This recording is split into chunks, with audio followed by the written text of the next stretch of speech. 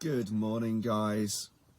Today we're going to talk about everybody's favorite subject, boobs. No, we're not going to talk about boobs. We're going to talk about everybody's second favorite subject, bums. No, we're going to talk about steroids. So, testosterone is an anabolic steroid. It helps facilitate growth and repair. It is necessary because you've obviously got conversely catabolic hormones. So you are recovering from the day to prepare for tomorrow. You are optimizing your body. This is what it's all about, optimizing. A term that's been bastardized. So, we have use and we have abuse. Now, testosterone can be abused if you use superphysiological levels, and you can gain musculature that you would not gain normally from your genetics, irrespective of training, diet, and a healthy lifestyle. So, it is a performance-enhancing drug.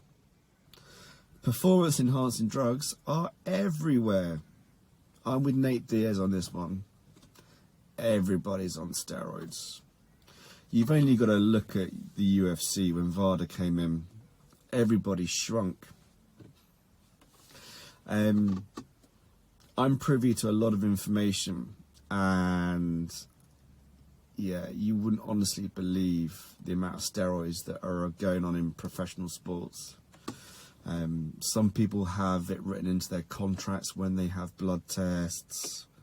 Honestly, people gaining 20 pounds of lean muscle in 6 months from just adjusting their training. They're already professional athletes and they should have a healthy lifestyle, diet and training schedule to bang on 20 pounds of muscle. Give me a break. So, one of the major concerns from my perspective with regards to anabolic steroids is the fact it can often render you not only infertile but hypogonadal.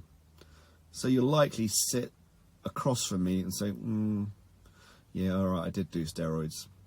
And the commonest phrase I hear from guys who have done steroids is, I was okay until I did trenbolone, evil stuff. So, we are prone to abuse, not use. Now, TRT should be all about normalization of your male androgen levels. I've said it before, and I'll say it again. Robert Reckers. You're designed to fight and fornicate.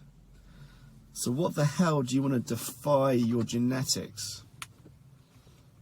We all want to be bigger, badder, and but honestly, we should be seeking normality. You should be earning that dopamine reward. We're peculiar. We don't have to survive, but we've still got those drives. So we naturally tend towards the path of least resistance. And if you can buy muscles in a jar, in a bottle, or you can take a shortcut that will give you your desired outcome, then we are prone to doing it. It's just ingrained in our brains. So I've got a couple of guys who were past steroid users who came to see me. We normalized their melandrin levels, and they asked me, Doc, can I just do a quick cycle of Deca? I feel great. It's like, yeah, no. Can you remember why you came to see me? And it's like, yeah, but I feel great now, so can I just run a quick cycle of Deca? And you can make an argument, say, well, you know, what harm could happen? A lot of harm can happen. But unfortunately, we are our own worst enemies. We have an angel on the shoulder, and we have a devil.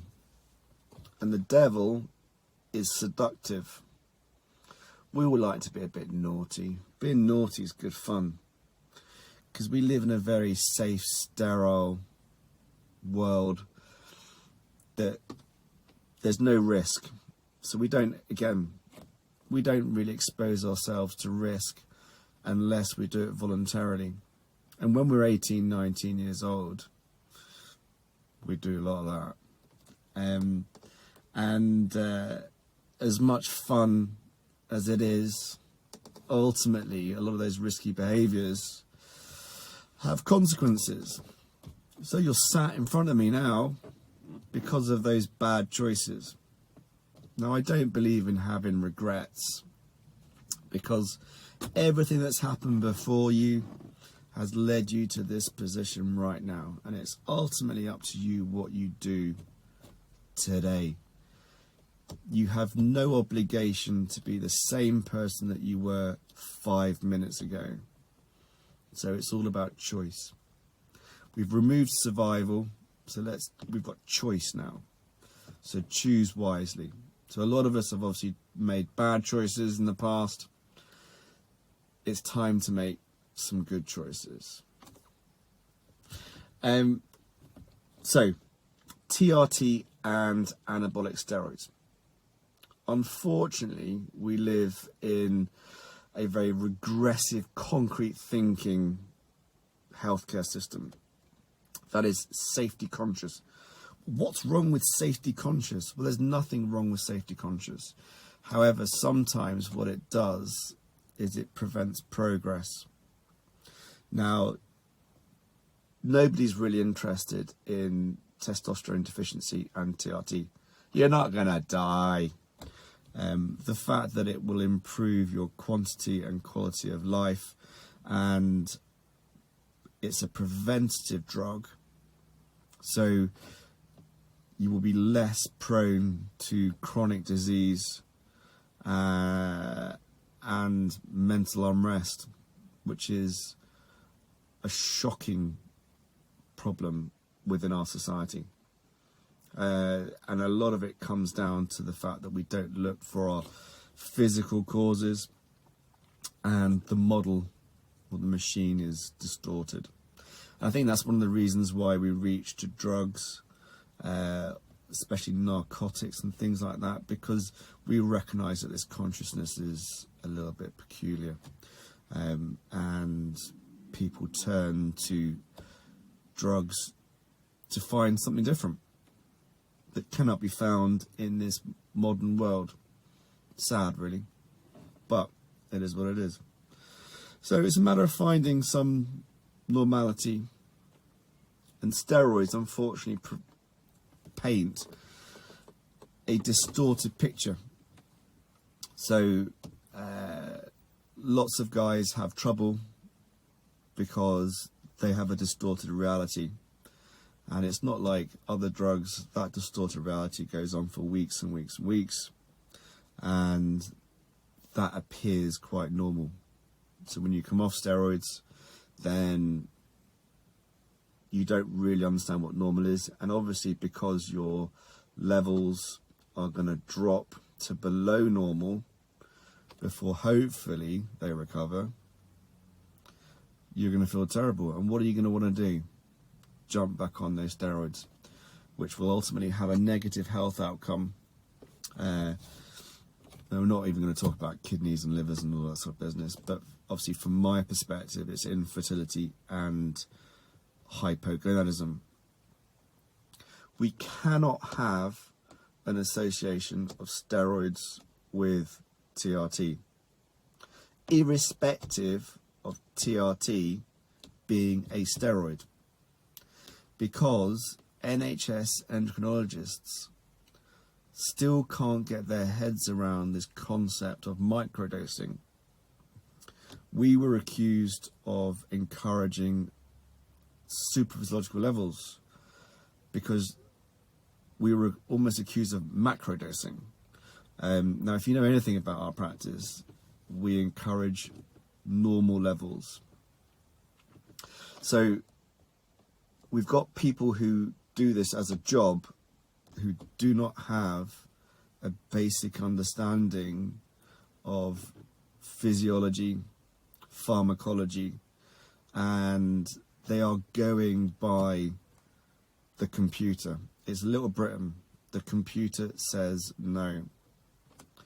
So when people start suggesting things like microdosing DECA for joint pains, for XYZ, it shows a short-sightedness, because we need to concentrate on legitimizing testosterone first before even dreaming of promoting peptides and microdosing anabolic steroids such as nandrolone. We are prone to abuse. It's unfortunate. So there can be no association between TRT and anabolic steroid use.